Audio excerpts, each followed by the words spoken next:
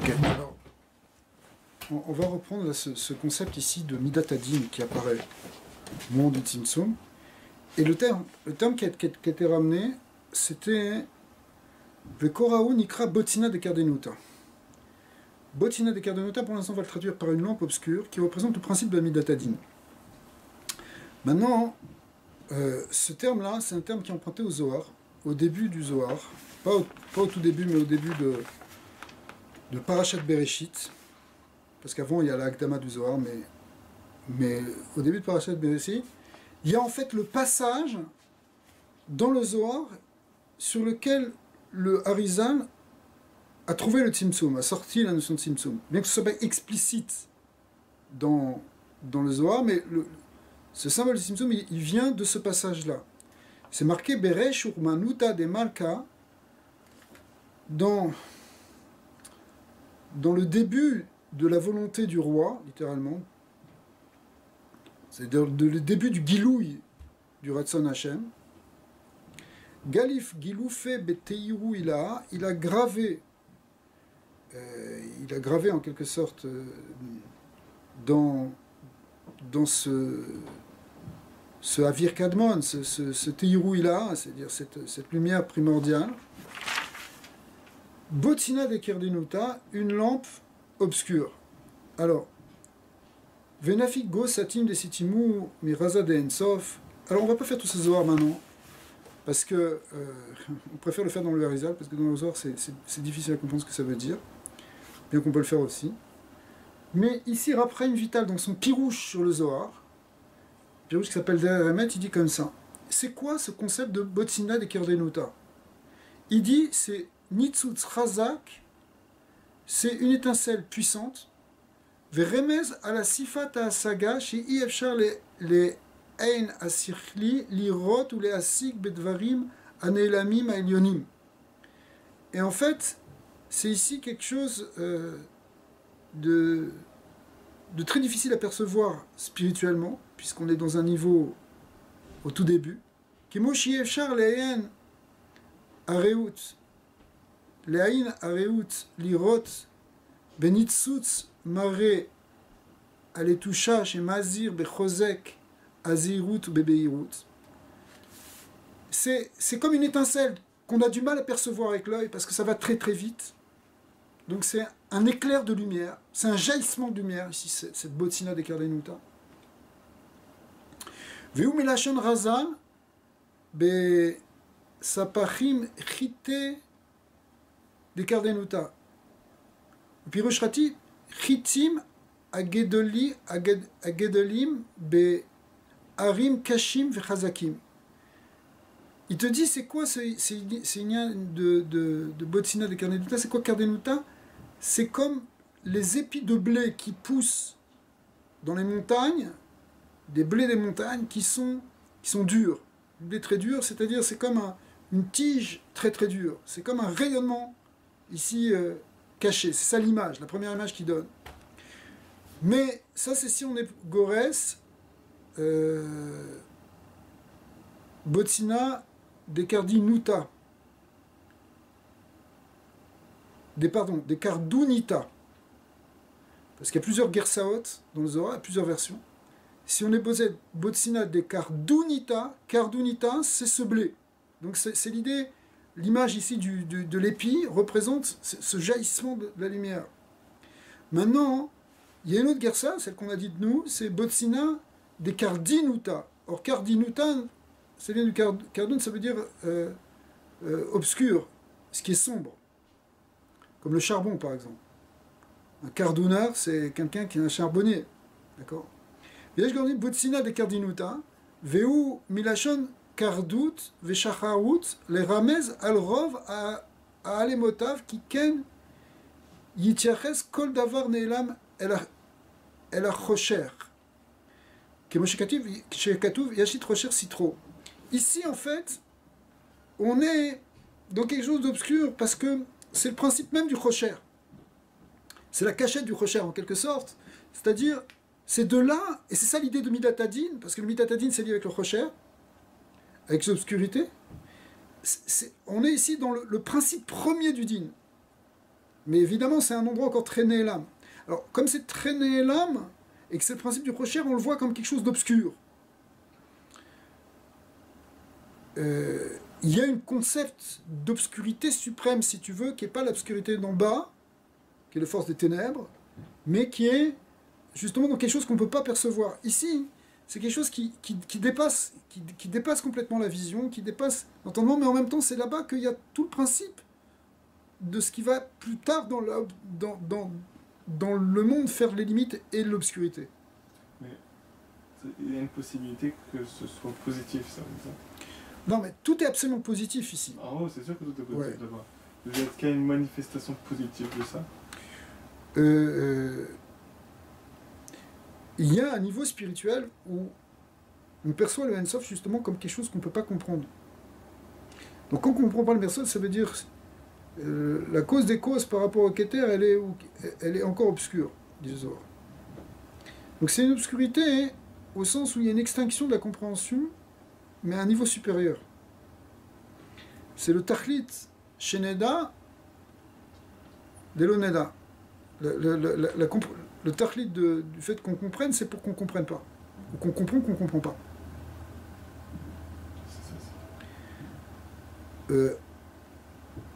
Mais c'est pas quelque chose de négatif, effectivement, de ce point de vue-là. Donc la deuxième gersa, en fait, c'est une lampe d'obscurité. Veyesh gorsim botsina de kardunita vei even abadil mishkal abanaim shebo shoklim veomdim umeaserim kede sheali abinan yashar. En fait, ce serait ici cette troisième gersa, ce serait le symbole du fil à plomb. Le fil sur lequel est attachée une pierre, qui permet en fait de tracer les mesures et de donner la verticale.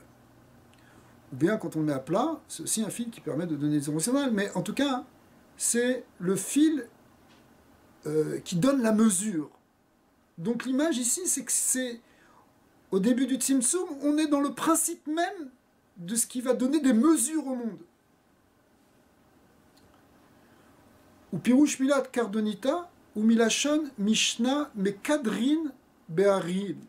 Comme on voit dans la Mishnah que mekaderim, c'est ça qu'a donné kardonita, mekaderin, ça veut dire on va mesurer dans les montagnes. Kelomar omdim à chipua, c'est-à-dire on mesure la pente, à gavoa milachon aravi takdir, comme on dit en arabe, takdir qui veut dire la pente.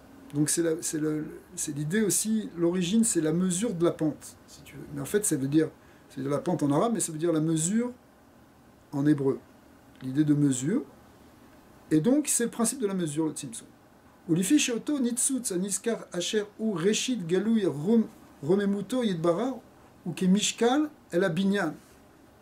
Ole veyored la chen keru botina du kardonota. Comme ici c'est quelque chose qui monte et qui descend puisqu'on est dans tout le céder de l'Ejtal qui va venir ensuite, qui est la descente dans les mondes, finalement on le voit comme l'image c'est ce fil à plomb finalement qui donne la verticale et qui donne la mesure par rapport à une verticale. Ve'aborer livrar. Alors ça veut dire on peut choisir toutes les gersaot, parce qu'en fait elles représentent toutes la même chose. Donc on voit trois choses. D'un côté c'est une espèce de jaillissement. Le Tzimtzum c'est un moment de jaillissement, ça ressemble un peu au Big Bang si tu veux. D'accord ? Donc on aurait un appui ici pour faire comparer, bien que le Big Bang il parle vraiment peut-être de la création matérielle des choses, alors qu'ici on est même dans le principe métaphysique de la chose.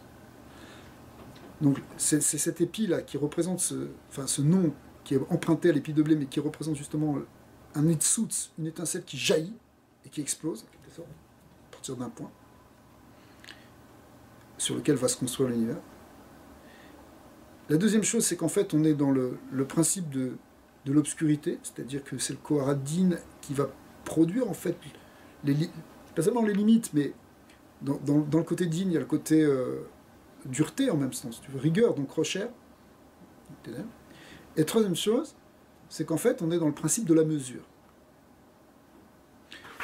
Alors, c'est après une vitale, qui ramène donc ces trois gersaot. Ici, le Shem Shebo, il ramène comme ça. Il va ramener la chaîne du gras. Vekoraou nikra botsina de kardinuta. Qu'est-ce que ça veut dire? Vechen amaragra belikutim shebesov sifra de tzniuta. Le Gandovina a écrit un pirouge sur le Sifra des Tzniuta. Le Sifra des Tzniuta, c'est la partie la plus profonde du Zohar. C'est 5 petits chapitres qui contiennent toute la doctrine de la Kabbalah, mais de manière très très hermétique. Et le Gra, il a écrit un pirouge dessus. Et à la fin, il a écrit ce qu'on appelle des likutim. Il a écrit quelques textes dans lesquels il donne des définitions Kabbalah. C'est les likutim, c'est ces fameux likutim. Et là-bas, il dit, hein, qu'est-ce qu'il dit? Qui a kavet tzimtzum emsod avira ou botsina. En fait, le kavet et le tzimtzum, c'est-à-dire le tzimtzum, il est vu comme un avir, c'est ce qui crée en fait un espace vide, mais qui n'est pas vide. Dans d'autres lachons, c'est, je t'ai dit tout à l'heure, un reshimou de Hansov, qui fait cette espèce d'éther primordial. Et botsina, c'est aussi, et le kavet, il est vu comme une botsina, c'est-à-dire comme une lampe. Aincham ve'even. Donc, en fait, si tu veux, il y a l'idée ici, à la fois d'espace et de source de lumière.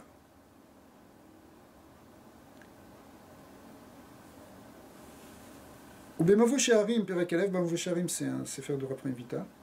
Amar Arav, Omnan, Abetna, Ure, Inyan Atsimtsum Aze Ma'inyano, Veyuvan, Bepasuk, Mimadan, Beshalom Ma'im. Là-bas, hein, Raphaël Vital ramène le Harizal qui dit. Le Tzimtzum, on peut le comparer à un passouk qui dit, c'est Akadosh Baruch Hu là-bas dans le passouk, je crois qu'il parle à Iyov, et qui lui dit, est-ce que tu es là, est-ce que tu sais qui a mesuré avec son bâton les eaux? C'est évidemment Dieu. Donc on est ici dans la Médida, dans la mesure.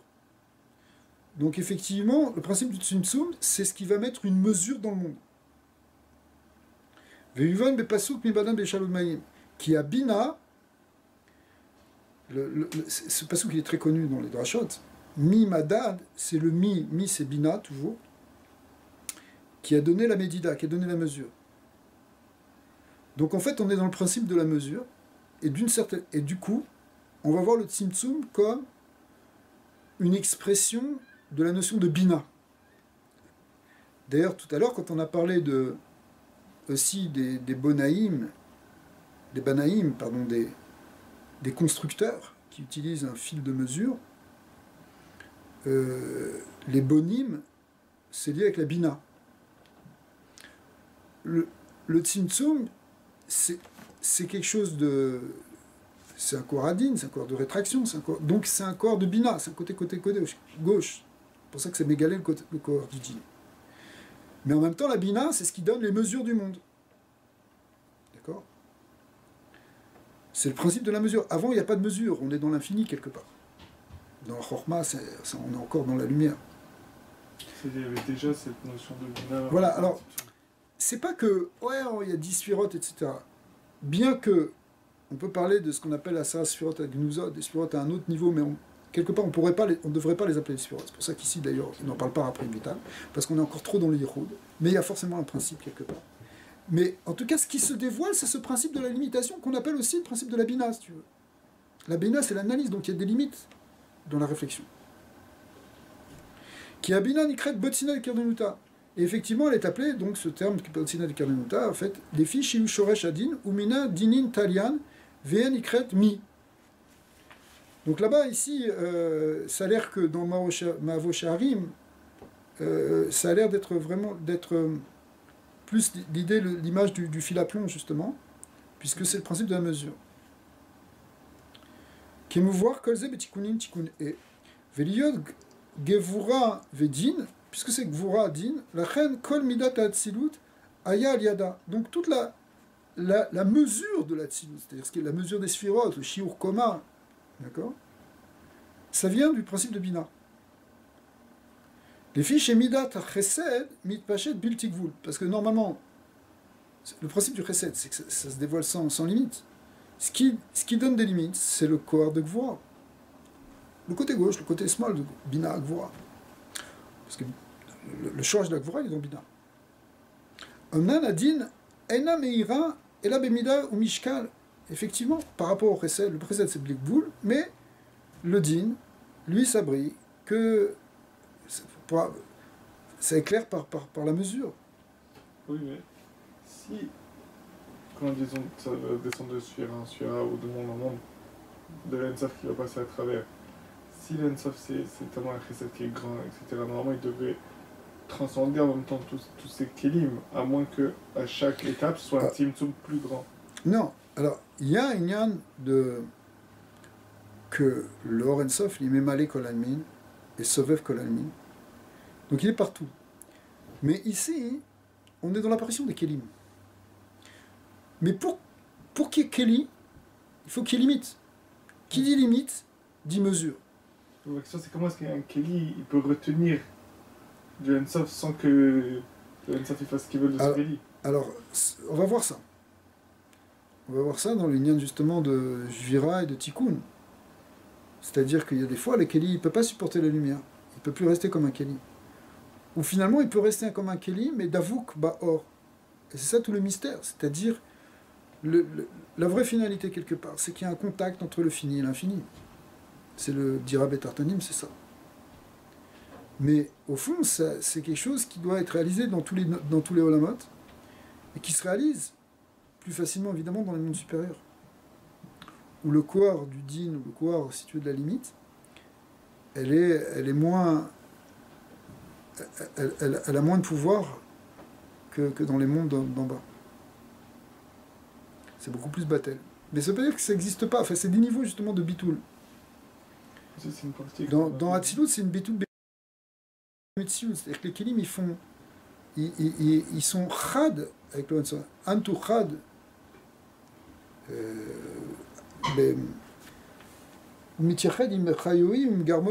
Ça veut dire avec le or qui est dedans, il y a un yichud avec le Hansof, et avec les kelim. Les kelim aussi font un avec le Hansof.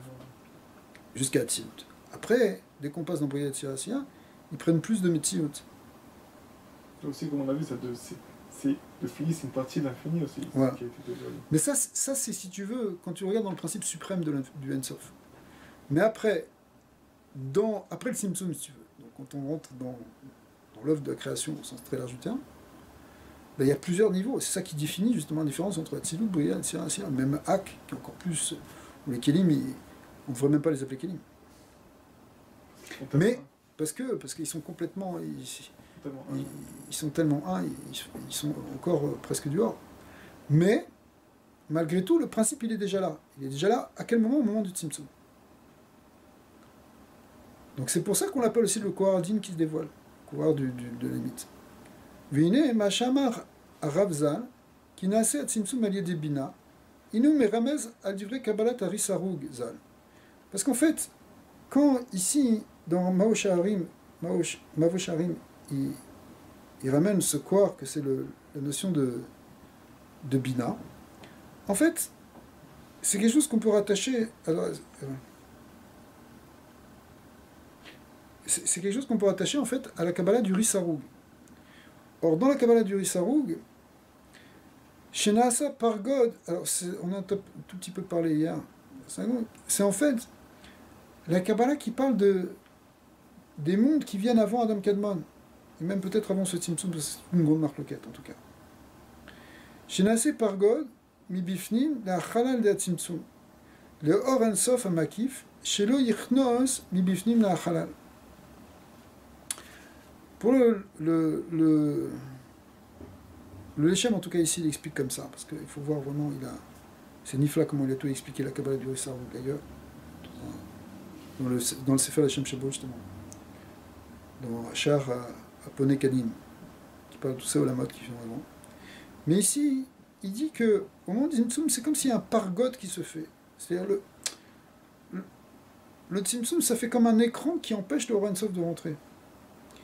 Alors ce pargode, il est Birkinat Bina justement. Le Or Ensof Hamakif Shelo Ikanos Bifnim La'achala. Ve'oto ha-pargod הוא Birkinat Bina. שהיא שורש הדין. ואין כל זה בדברנו בספר הקדמת ושיעורים, Sharapone Kadim.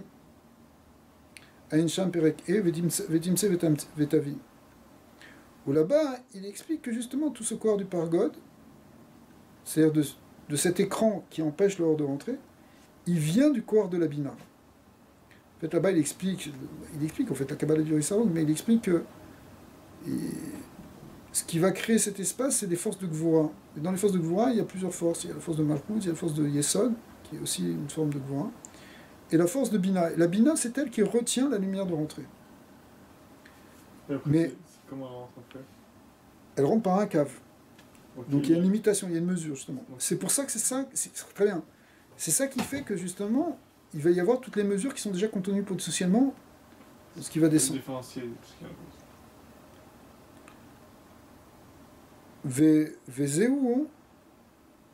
וזהו שאמר בלשונו אשר במבוא שערים, הנזכר הבטנה וראה. לומר שהוא מרמז על עניין עמוק. Là-bas, il dit dans Mavo Sharim, il dit c'est quelque chose de très profond, mais en fait c'est profond parce que le Rav Chaim Vital ne veut pas trop rentrer dans cette Kabbalah-là, qui a été développée par le Risarog. Veu al divrei Risarog Aneska.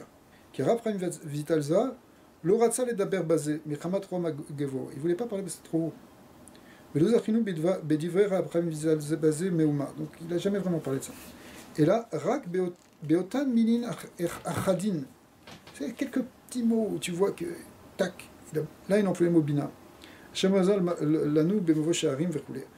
V'chol omek dvarim alelu unitgale lanu rak alidé akadosh chisarug zal. Validé talmidav akadosh, talmido akadosh, le Rama Mipano. Le Rama Mipano, c'était un élève d'abord du Ramak, et ensuite du Risarug. Et c'est lui, après quand il est arrivé en Europe, en Italie, c'est là qu'il n'a pas publié d'ailleurs les Sfarim de Rabbi Moshe Cordovero, le Pardes Rimonim. Il a écrit un pirouche sur le. Et qu'il a fait connaître aussi la Kabbalah du Risarou. Par tous les livres qu'il a écrits. C'est un très grand auteur, le Rama Pipano. C'est pas tellement le cri de Jutia que c'est Bina, ça a l'air assez évident, non? On peut dire comme ça. C'est clairement une mesure. Ben oui, mais voilà. Si tu veux, quand on parle du Tzimtzum, bon, alors tout le monde dit le Tzimtzum. Mais en fait, justement, le Tzimtzum, c'est chez Loké Pshuto, ça représente quelque chose. Ça représente l'apparition, soit du Koharadin, soit de la mesure, ce qui revient un peu à peu même, soit des ténèbres, etc. Donc, de ce point de vue-là, c'est le Tzimtzum, c'est l'expression de Bina. Mais c'est pas marqué nulle part, pas marqué beaucoup, ça. C'est juste un endroit dans le Vosharim. Donc là, il l'a mis en relief, si tu veux. Mais c'est ça l'idée. Vénérer les Naniudati, on peut continuer un petit peu en plus, si vous voulez. Toujours dans les Shem. Ou divrei après Vital Zal Atzmo, qui n'écouta et Emseim Ensof Sham, Aya Bechinat Shurashadin. Mais ici, dans l'Etzraïm, il dit clairement que c'est quoi? C'est le Gilou du Shurashadin. שנגלה אחרי למטה, וכן ממנו נעשה המקום שהוא דוגמת הכלי. וממה שסובב על הנקודה ההיא, נמשכת חיצוניות העולמות, ומיותר סובב נמשך פנימיות. ce qu'on a lu tout à l'heure. ודי בזה שלא נחטא. הנה פשטות דבריו, משמע. למה שכתוב ומה שסובב, etc., ומיותר סובב וכו'. רצה לומר, על בחינת דאור אינסוף המקיף. Qui ou Sovev et Tzimtzum. L'Oren Sof Amakif, lui, il entoure le Tzimtzum. Shivu Makom Ve'akeli. Les Chol Olamot, Kulam Shenesuf Bo, puisque l'endroit du Tzimtzum c'est là-bas, il va y avoir tous les Olamot.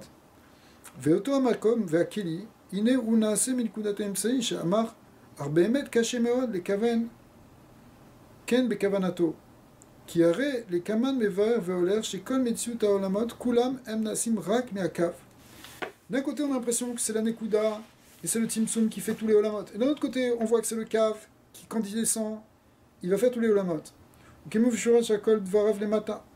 Ver Yariv, Raprem Vital Zal, Beatzmo, les Talot et Ametziut, Olamot, Velomar Shinimsham, Meora Ensof, Amakif Goufa. C'est-à-dire, le Or Ensof Amakif, par l'expression du Tzimtzum. Ben Echar Lo, Kalze. qui irait me voir où les matins, Beretev, Ershem Shrukula Minekav, Rak Miakav. C'est là, Mshratam, Mimenoakol, Mefourash. Veot qui arrête, donc il va poser encore d'autres questions.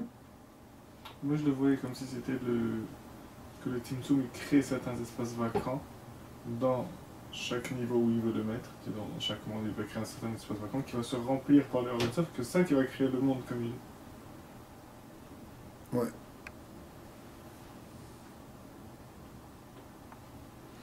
Alors, regarde comment il répond ici. Ça va rejoindre ce que tu dis. Omnam, yesh lomar de kavanato, ou behemet gamken ala or de akav animshar meor ensof amakif letzora metziuta olamot kulam.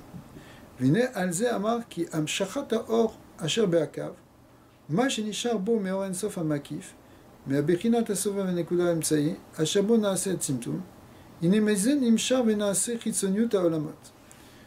ומה שנמשך בעקב בהיותו סובב שבאינסוף המקיף, הנה מזה נמשך ונעשה פנימיות העולמות. Donc en fait, la réponse, elle est donnée elle-même par après vital. Ce qui va descendre par le cave, c'est ce qui va donner l'intérieur des monts. Ce qui va être émané, ce qui va être propagé en quelque sorte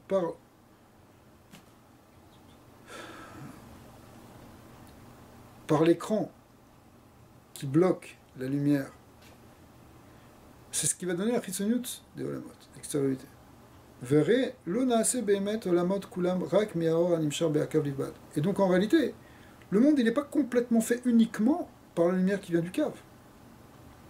Veu achar shenimshar beakav meor ensof amakiv venit tzamtzem venit chalesh venit chlash venit maet boor harbe alideh shiu kav rak kav dak.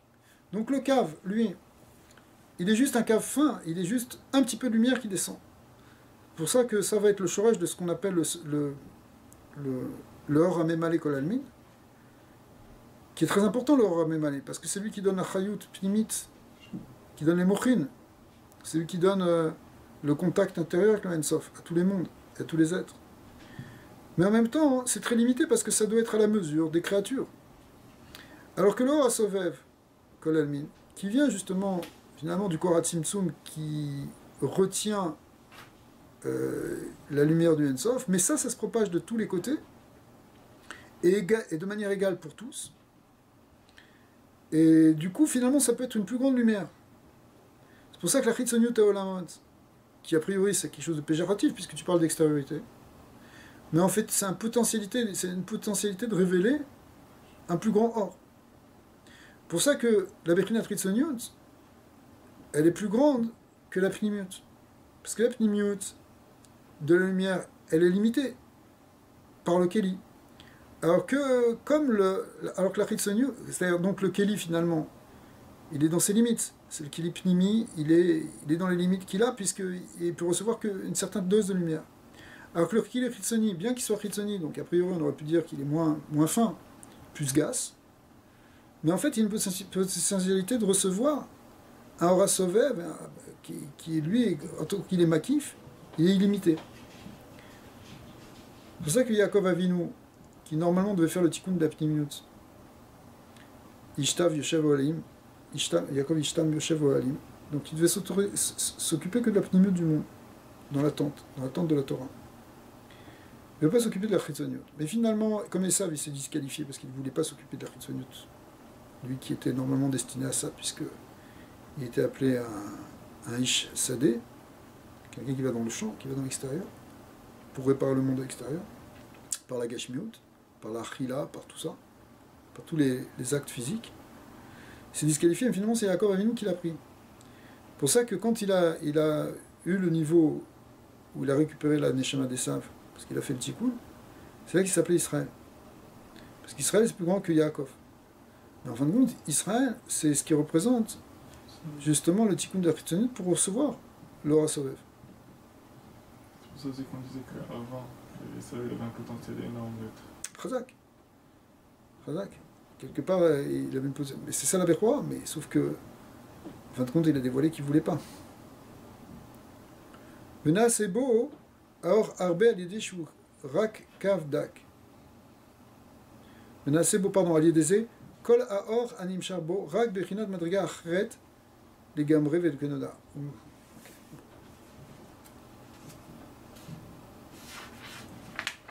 pourquoi il est marié dans ce là mais...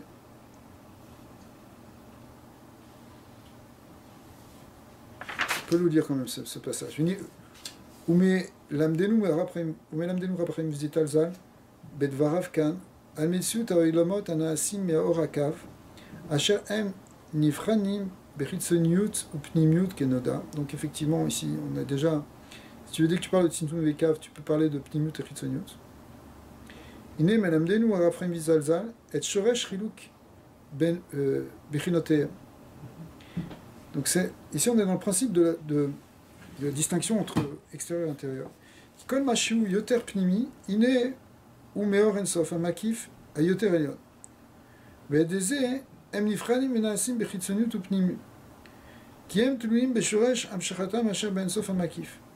Mi pnimi nifnim les pnimi shebo, ou mishum shebe ensof makif, i efshar lanu le'afrin bochil ukesh... On va arrêter là parce que ce qui veut arriver simplement à dire, parce que en fait même le pnimi, si tu veux, le pnimi il vient de très haut. Au contraire, il vient peut-être même de plus haut encore dans son choix, puisqu'il vient, il conduit du Orensof pur en quelque sorte. Mais sauf qu'il va être plus limité.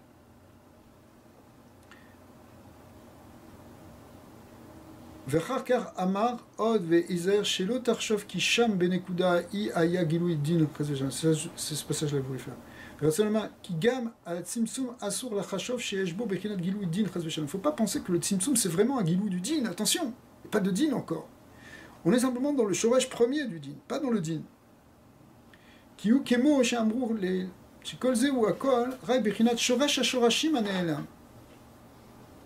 Aval tzimtzum arishon atzmo, hine ou orzar ou baïr. Puisque effectivement, c'est les choses du Orensof, qui ou était où il a a ve avir kadman pas. Le principe du avir kadman. On a vu qu'il y a une possibilité que la lumière soit plus grande là-bas. Comment?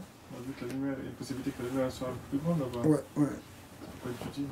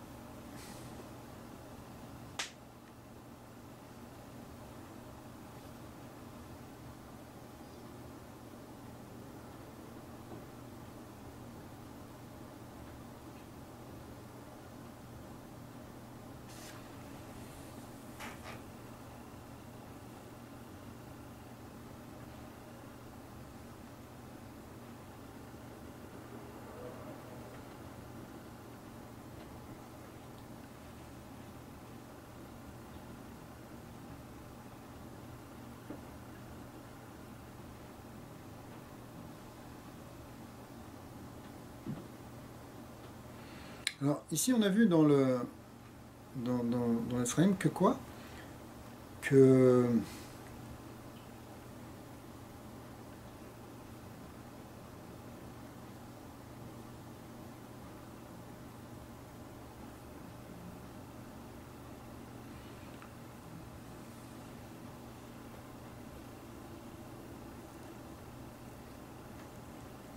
ok, bon, c'est bon, on va...